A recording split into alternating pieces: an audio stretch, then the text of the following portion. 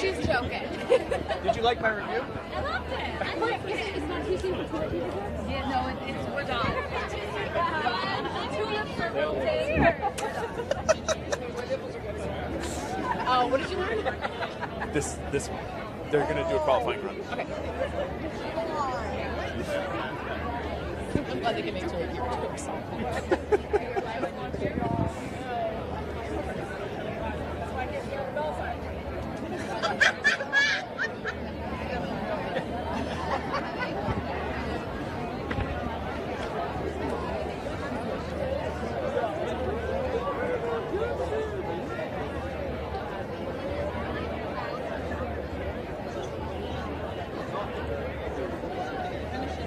John Hart.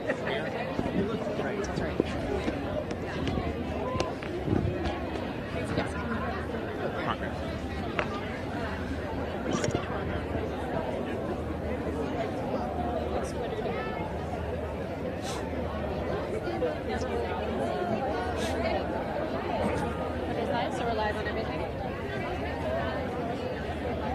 Okay, thank you so much.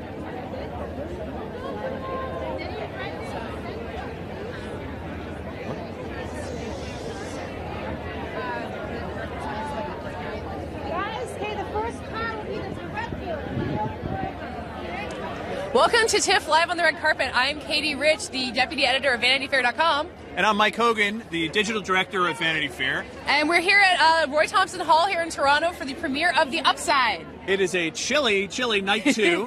And this film it's a very exciting film. It's based on the French 2002 or 2011, 2012 movie, The Untouchables, which made $426 million.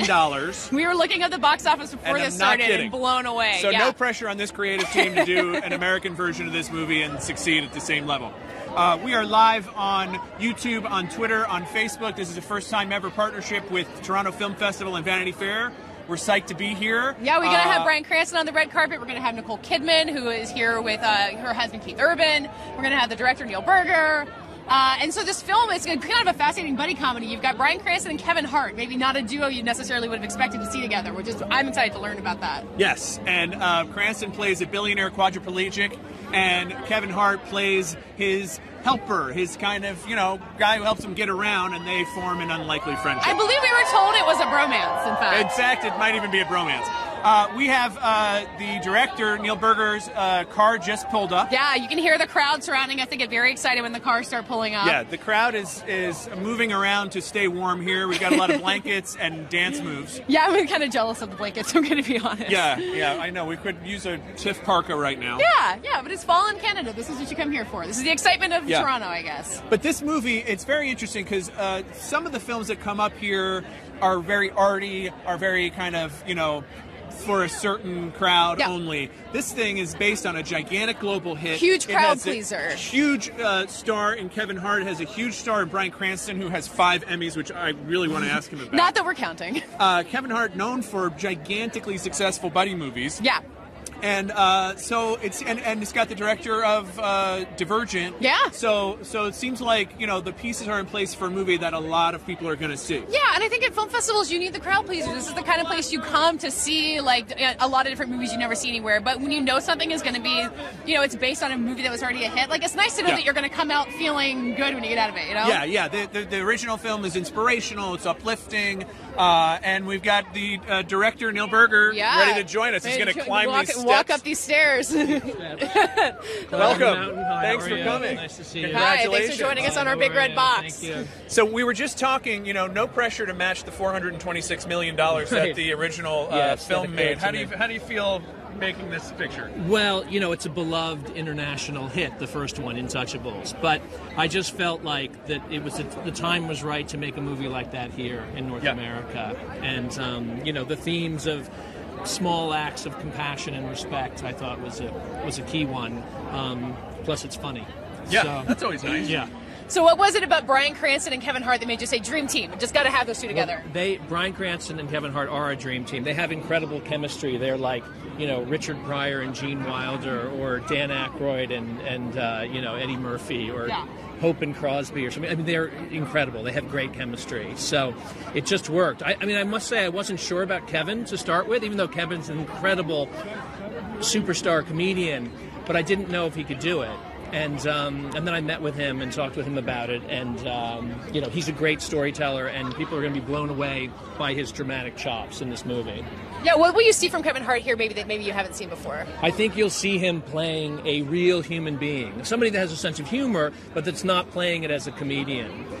He's and somebody that makes you laugh and makes you cry, literally. He's got incredible dramatic chops, and that's what you're going to see.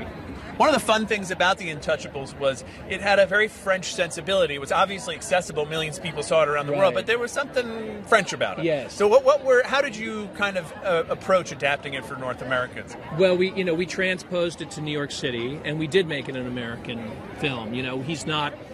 Bryan Cranston doesn't play a French aristocrat. He plays a very wealthy New Yorker who lives on Park Avenue. And Del isn't, an immigrant from Africa. He's a guy that is from the South Bronx. And it does have a very New York and a very American feel to it. And, it was important for us to be honest to that, to that environment. Sure. How many weird French jokes did you have to cut out, just being like, no one will ever understand this? We had zero. We just cut all of that out. And there aren't any weird French jokes in the original, actually. Did Kevin Hart do a lot of improvising? We know comedians tend to do that. Or He didn't. The script was really tightly written by a great screenwriter named John Hartmere.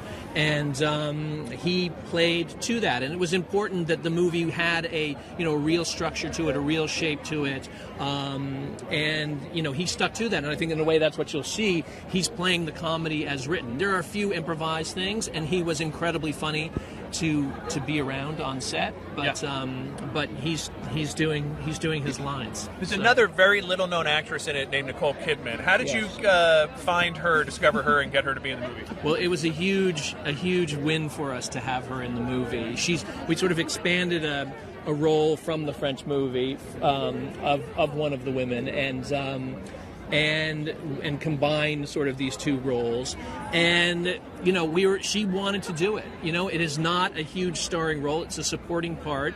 But we're so thankful that she did it, because she's incredible.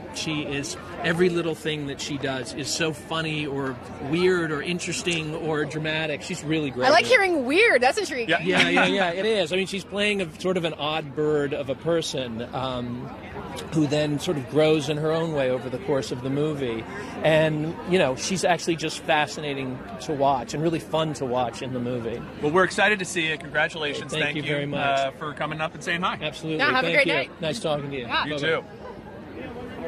Man, Nicole Kidman playing weird. That's like the most exciting thing I've heard at TIFF. I'm ready for that. That's good. Well, we've been talking about how all of these people going into this movie, Kevin Hart, Bryan Cranston, Nicole Kidman, have amazing careers already. This isn't going to be like a breakthrough moment for any of them. They're all doing great. But Nicole Kidman has had this really incredible year that we were excited to talk to her about. Yes. We have, on our podcast, Little Gold Men, it's basically a Big Little Lies fan club at this point. Yeah, and then a Nicole Kidman fan club, because then you see the Killing of a Sacred Deer, The Beguiled, and her year just kind of keeps going on and on. And the last 5 years, it's just incredible. Yeah, no, and she's been acting since she was a teenager. But and in any career, you kind of have periods where you just everything's a slam dunk and periods where not. And this period, everything she's doing is a slam dunk, which is so exciting. She was here last year with Lion, which she got a Best Supporting Actress Oscar nomination. Best Supporting Actress, so it's not too bad. And then you got Julianna Margulies in this film. Yeah, she's fresh off The Good Wife. Right. There's a lot of Emmys and Emmy nominees floating around here, in addition to Oscar-y folks.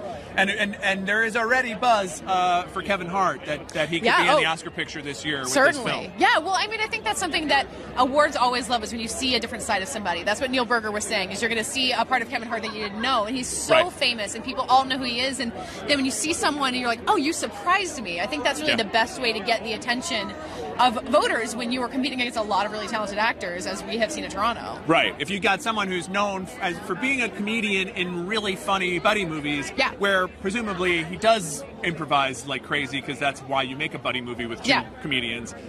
Instead, you say, no, let's tone it down a little bit. Let's follow the script. Let's make this into something a little more prestige-y. Yeah. You know, that can be a good formula for a lot of things. I just want this Oscar buzz for Kevin Hart to lead it. Kevin Hart hosting the Oscars. Doesn't that seem like it would be? I would watch a Kevin Hart hosted. Why wouldn't that happen? Or him and The Rock. You know, The Rock is the one I keep predicting. You know, and just but reunite. The Rock is going to be busy being the president. Being president, yes. So, and I actually wouldn't mind if Kevin Hart became the vice president. I'd be fine with that.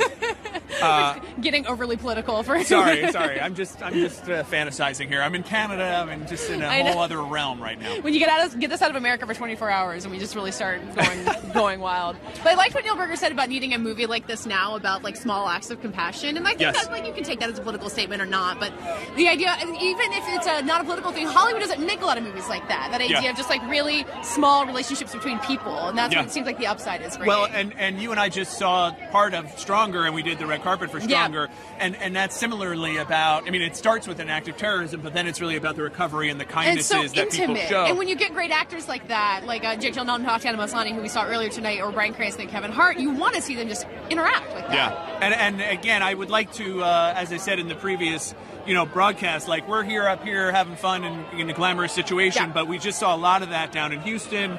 I suspect we may see a lot more of that in Florida in the coming days. So it's good to remember this is a lot of fun, but there's a lot of context happening out there. But these movies can hopefully inspire people to to think that way, think about other people, help out your neighbor. Well, and this is like a very sentimental thought too, but you get surrounded by people like this who are also excited to be at the movies, and you're really reminded of the power of movies to inspire people. Like, I know. They get under people's skin. Let's pan, because this is a great crowd, and everyone's cold too. They are really like hanging in there,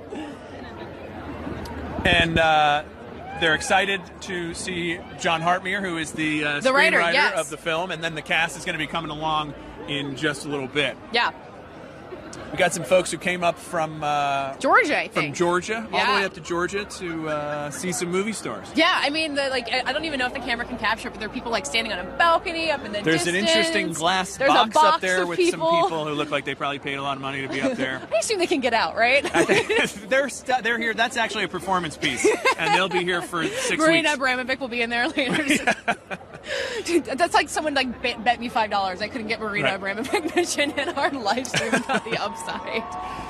Bryan Cranston, this dude just, we were looking at his IMDb page. I know. Was it 6 out of 7 years in a row he's nominated for a Golden Globe? Something like that. It was like Breaking Bad, then, 2 movies. Trumbo's one of them. Yeah. He's halfway to an EGOT, which I find that's a long... We're very fascinated by EGOTs. So I guess we'll never win one. At home is an Emmy, a Grammy, an Oscar, and a Tony. Yes. And he's got... an Emmy and a Tony. One of the harder ones. The Tony one is hard. Oh, really hard. Tony he can win a Grammy. He could do an audiobook. Why doesn't he have an audiobook? Grammy is the one you always assume is like, all right, you're so close. Just go get the Grammy. I would also listen to an album of Bryan Cranston singing. Oh, sure. Right? Singing not just like reading a children's book. Yeah. I think anything. I mean, the thing that Bryan Cranston did that he made look so easy is he had this incredible role on television, and then he had a film career, which is hard a lot of times. Like a lot of times you have this great role and you're just so associated with it that you don't really get other opportunities. And Bryan Cranston, everyone wants to see it, so they're like, yeah, we'll put you in a father-son comedy with James Franco. Absolutely. Well, we got John Hartmere, the screenwriter. Welcome, sir. Thank you for joining us. Sure, nice to meet you. Nice to meet you. I'm Mike. This is Katie. So tell us a little bit about the process of adapting this film, this huge hit from French, from France. Sure. What were some of the French things you had to change? Just tell us that. I was a huge fan of the original movie. I think it's amazing. And I was just working with Harvey Weinstein to sort of take the bits that we could just pull over completely, and then updating it to move it to New York and Americanizing the things that we thought the American audience wouldn't understand from the French movie. All kudos to the original movie is amazing. So it was just a real treat to be able to work on something where so much is already there. Do you know what I mean? Absolutely. Yeah. Harvey Weinstein's legendary. You got any good Harvey stories that you can share in a public forum? I have loved every minute of working with Harvey Weinstein. I mean, he's a legend for a reason. No, he is. I mean, I've never met anybody who loves movies literally as much as Harvey Weinstein, who knows movies the way he does, who can quote, he'll reference movies and you're like, What? And then you run home, you look it up, or he'll send it to you. But he's just like a walking encyclopedia of movies, and yeah, there's really nobody like him. Last question: how did you guys settle on the upside? After about a million terrible titles, we came up with the upside, which I love now. It's a great title. Congratulations, yes. and thank you for joining us up here. All right. Yeah, thanks so much. Thank you. I mean, finding names is tough. Oh my God! Well, and especially because I didn't see the original, much to my shame. But so Intouchables, is that the proper English in French, or is it supposed to be kind of like Untouchables? But this is a great question. I do not have an answer for you. I mean, maybe they would have just called it the Untouchables, except there already was an Untouchables. So yeah, that's like, exactly. Let's change a vowel. Yeah, and that didn't stop it from making $426 million. No. So that's fine. So maybe titles are and overrated. they didn't do the thing that sometimes you have a fancy movie and you just leave the title in French, like like Amour, the Michael Haneke movie. Au it was just revoir, like les enfants. Yes, thank you. That was my. Oh yeah, no, that was an excellent French accent. More recent vintage. Yeah, well, talking about Harvey, I mean, this is Harvey Weinstein. You can't go to a film festival without talking about Harvey Weinstein. Yeah, and we've all enjoyed the spectacle of the Tulip Fever. That was a big end of the summer. Yeah, that recently ended, and now they are here with a movie that I think they're very, very confident in. Well, and they were here last year with Lion. You think about that. Yes, and that was like a gigantic crowd pleaser, a movie about kindness, and a lot of the kind of themes that we're talking about that. So I don't think there's any company like the Weinstein Company to like take a movie like that has so many crowd pleasing elements and really get people to see it. Yeah, and I think that so my understanding is they're going to do a qualifying run so that this film can be part of this year's Oscar race. And then it's going to come out next March. And they have high hopes for it on both fronts, as an awards film and as a movie that can make some money. Yeah, and that's an interesting move because the whole idea of and it's kind of technical, but you open a movie in December so that it is eligible for an Oscar, and then a very small audience might see it. But then after the Oscars, I think is when so many of these movies get a bump, and when people really want to go see it. Like you think about like Moonlight and La La Land last year, like both of them had such big nights, and then they just shot up in the box office. So when you're bringing your movie out for the first time in that period, it's a great move. Yeah, well, and I think one of the things, everyone kind of smiles about Harvey because people know he's like, he's in there with you. He's not a hands-off guy, and I think that sometimes there are arguments and people speak candidly with one another. Yeah. But everybody who comes away from working with him has that same feeling, which is this is a guy who loves movies like no other. He believes in movies that are for adults. They're not just like kiddie movies. They're not superhero movies. Yeah.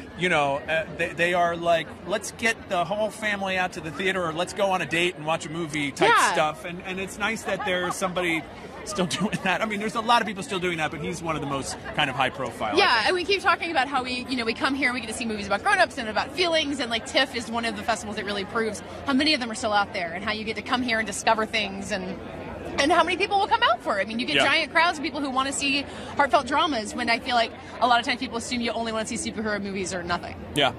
I think we should look more at this crowd because they're so cold. Yeah, I know. They've been guys cold? Really excellent to us.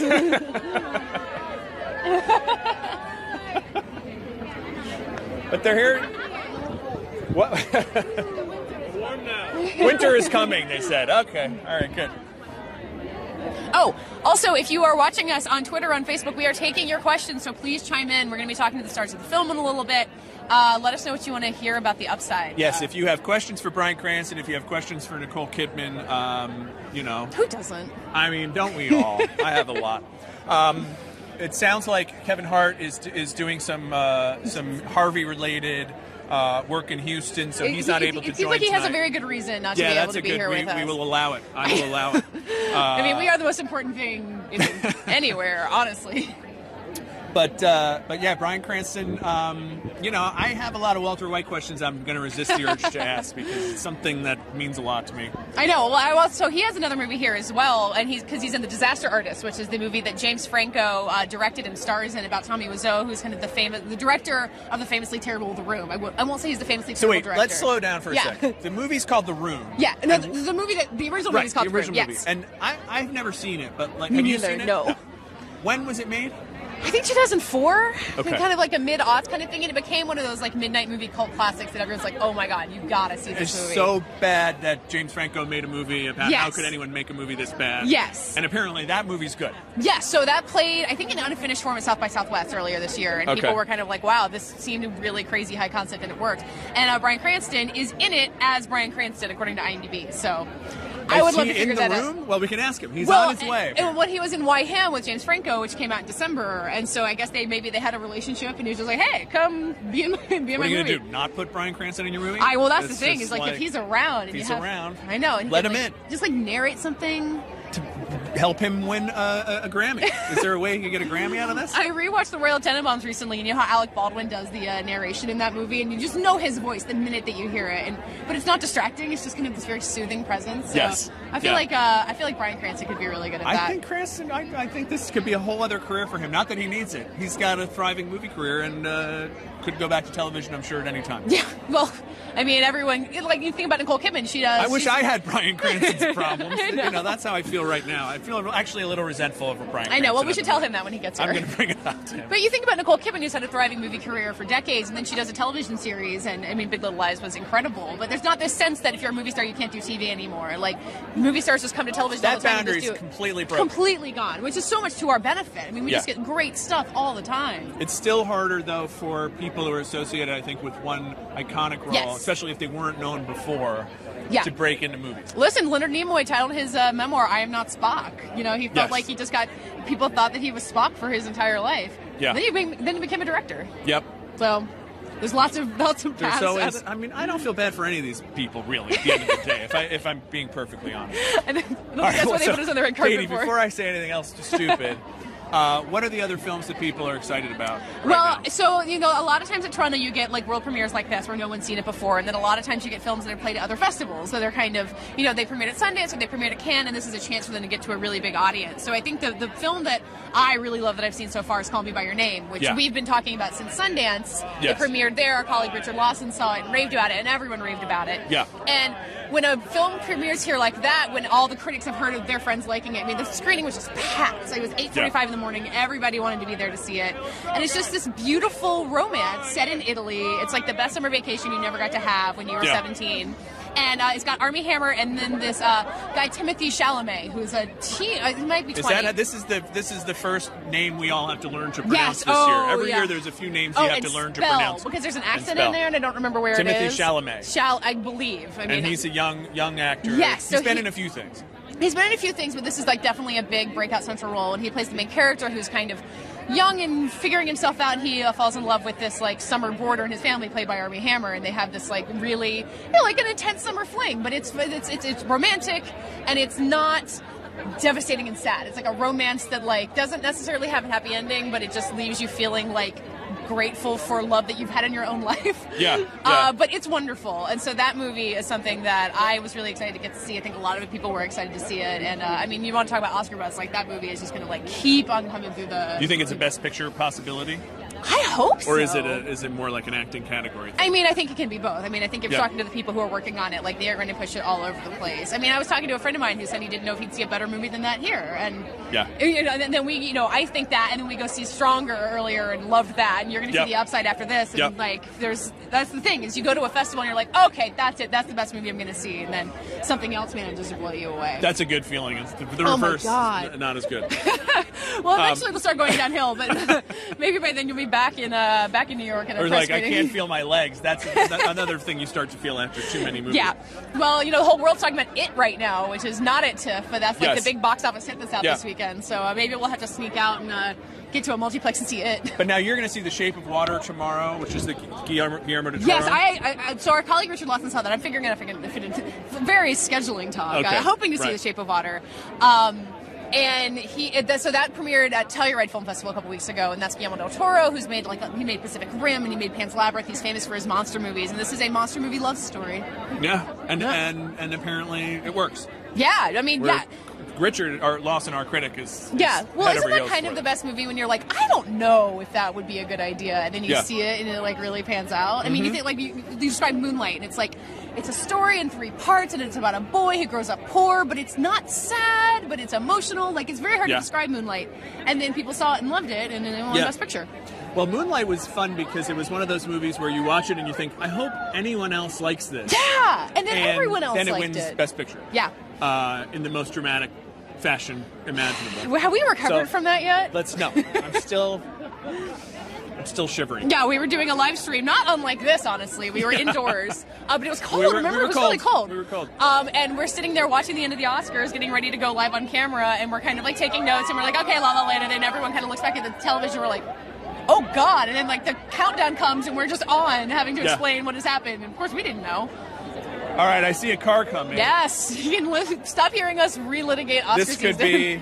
I believe Bryan Cranston is on his way. It could be. We're going to cut to the car. Let's go live to Bryan Cranston emerging from a car. Hopefully that's what this is. There he is. What an entrance. Who is that woman just happened to be there? Why wasn't it us?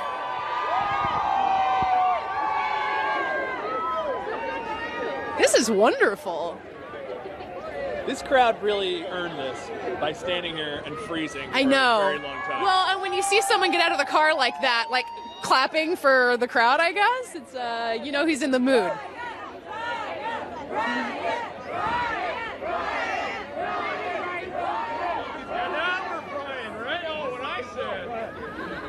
Aren't you kind of glad people still ask for autographs and not just selfies? Yeah. It's very comforting. It's about 50-50 now, the ratio of autographs to selfies. Is he waving at us?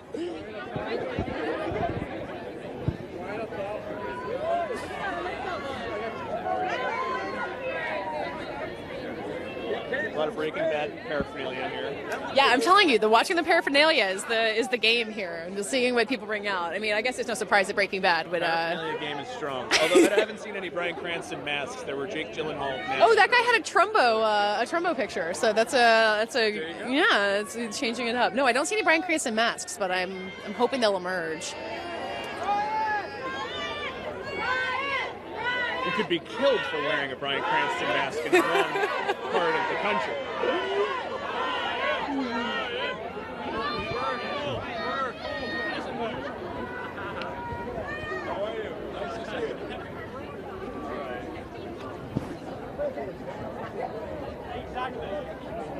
I want to be in that.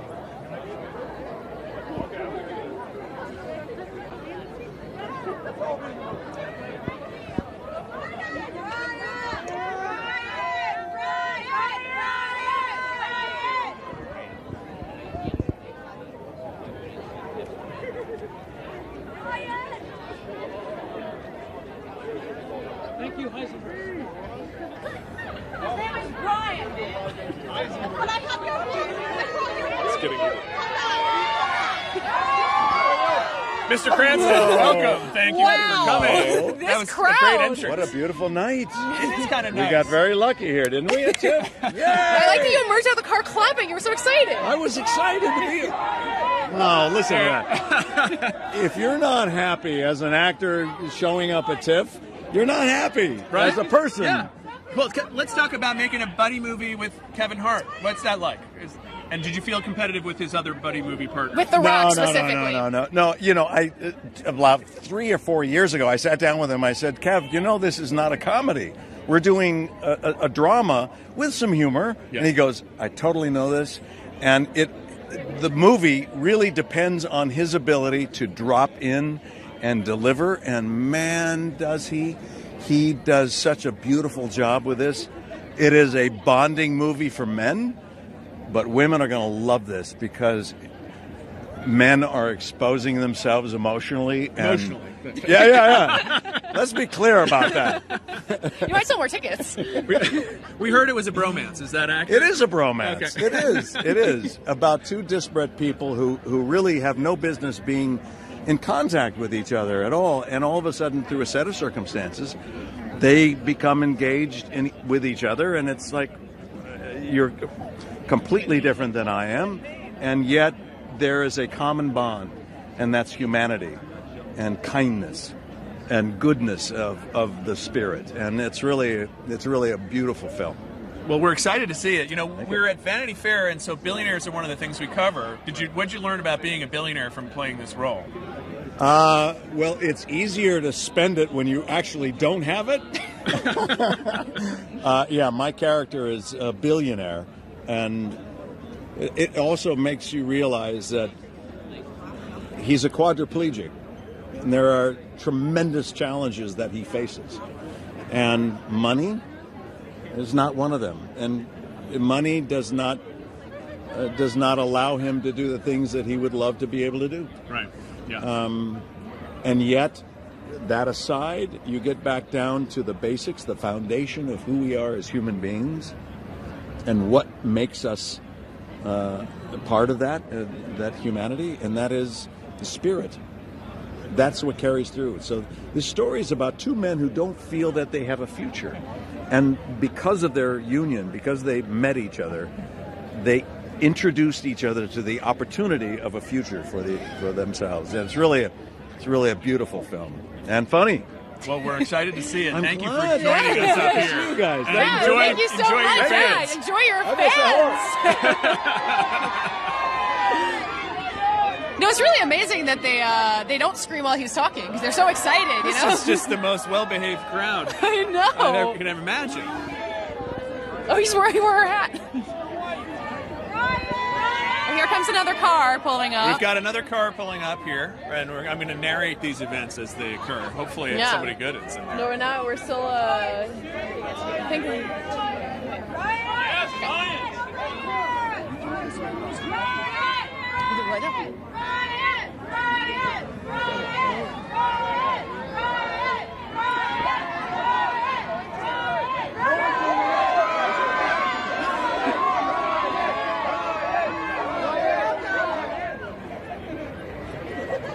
The group that came up from Georgia really did get a good spot. I know. I'm very happy for them. I know. I feel like I want to give some pointers for whoever is lining up, being like, "All right, this is the spot where you gotta go because you're gonna get their attention first."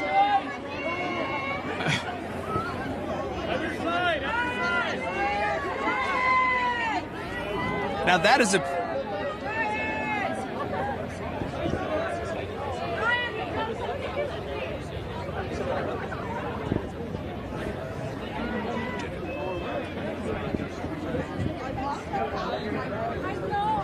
All right, we have a car pulling up. Night is continuing. Bryan Cranston is signing every autograph that he possibly can. I mean, Bryan Cranston really is a pro. He's got it all. Yeah. He knows exactly who's going to come up here and say about the movie, but he's so eloquent. It gets you excited to see it. You want to see the story he's talking about. And I love the way he just talks about, like, if you're an actor and... All right, the drama here is this group has felt very overlooked up until now. Well, we really just keep seeing, like, some intergroup drama going on.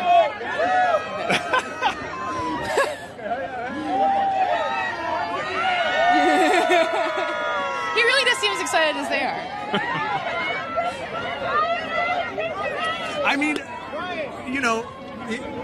the actors who tend to not enjoy this are the ones who became famous when they were like 9 years old. Oh yeah, we've talked about this before. Bryan Cranston put in a lot of years. Yep. Doing great work and not necessarily being a gigantic celebrity. Yep. And so this is like a nice reward. Yeah, I think if you remember what it's like to not be a star and to want to be one, and when you become one, I think you really hang on to that sense that, like, you are grateful for what you've had. Like you were saying, like, if you're an actor and you're at TIFF and you're not happy, you can't be happy. All right, and I think that ties into the theme of the movie as he was describing it, where like billions isn't going to make you happy. And here is Nicole Kidman. Here we go, Nicole Kidman.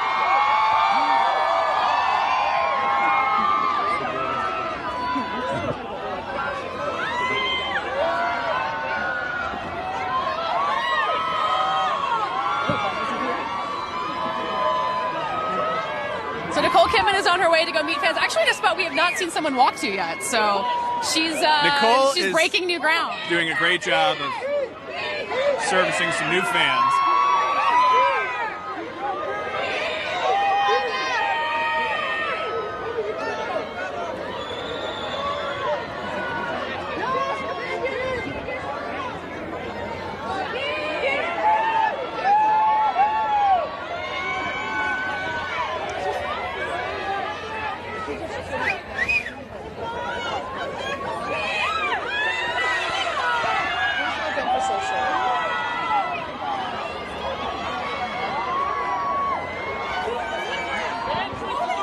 Now, Nicole's taking it to a whole other level here. She's going out into the parking lot. I feel like there's going to be I mean, everything is very safe, but like people are running from other corners. Yeah, people are running from other areas.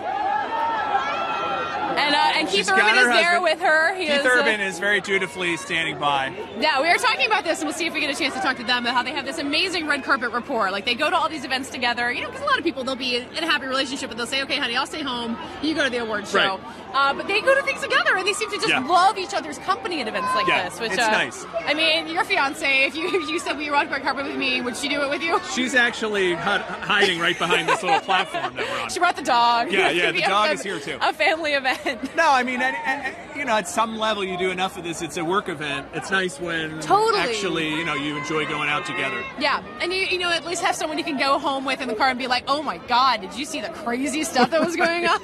You can keep the gossip in the family. Well, and for all we know, he would just like to see the movie. I mean, oh yeah. Often, I don't know. You don't think they can get a screening? Well, I don't know. People don't necessarily realize this. A lot of times when actors go to premieres, they're seeing the film for the first time. Totally. Whether it's because they haven't had a chance or they're superstitious or whatever it is. Well, you also hear actors who go to the premiere and then leave because they don't want to see the film. Like, they're like, I cannot watch myself on camera.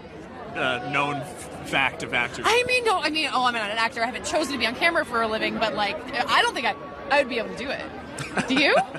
I think it's supposed to be hard. Adam Driver apparently has never seen an episode of Girls. I wonder if he watched Star Wars.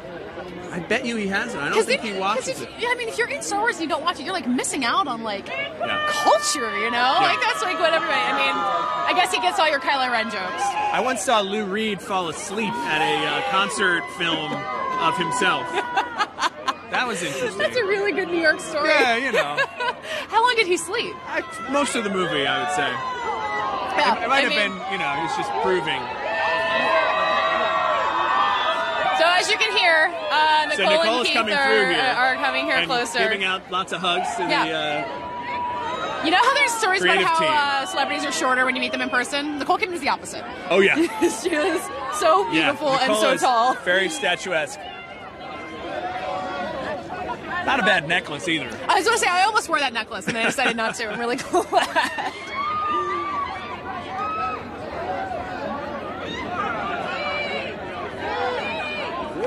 These fans really, it paid off hanging out as long as they did.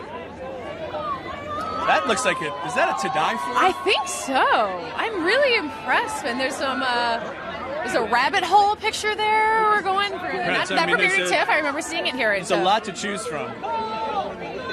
These selfies are going to be pretty epic. Like that's a lot of likes on the Instagram. Do you have any selfies with celebrities? Have you ever done it?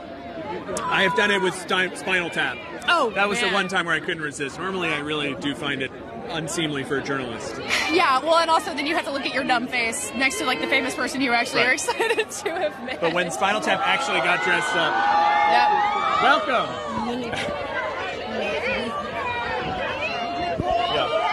I'm sorry. Thank you so much for taking the stairs. How are you? So thank you for joining us. Yes, thank you. We have a question for people who are watching on Twitter. They want to know if you were nervous to remake a movie that was so beloved so soon after it came out. Yeah, pretty nervous. But it was, I mean, I'm a huge Kevin Hart fan and Bryan Cranston fan, and so I thought I'm going to jump in. I jump into things that I'm nervous about all the time. And the script was good, and I thought it would work. And also the message of the film is so strong. So I'm excited for people to see it. I have not seen the final version, so I'll be seeing it for the first time. Oh, we were just talking about that. Yeah. Well, congratulations. You obviously have it. It's obviously paid off so far. Well, it's nice to be here. Yeah. Really nice to be here. We love Canada. Oh, yeah, and you have your husband with you. My husband's here. We're huge Canadian fans, so here we are. That's great. Well, enjoy the film. We know it's about to start, so thank you for stopping by to see us. And we'll get somebody to help. Okay? Okay. Wow. That's movie stardom, kids. Woo. I think the movie's about to start, so it's probably time for us to sign off. Okay. You got to get in and see the movie. Thank you so much for joining us. Thanks for joining us, and we'll see you tomorrow. Yeah.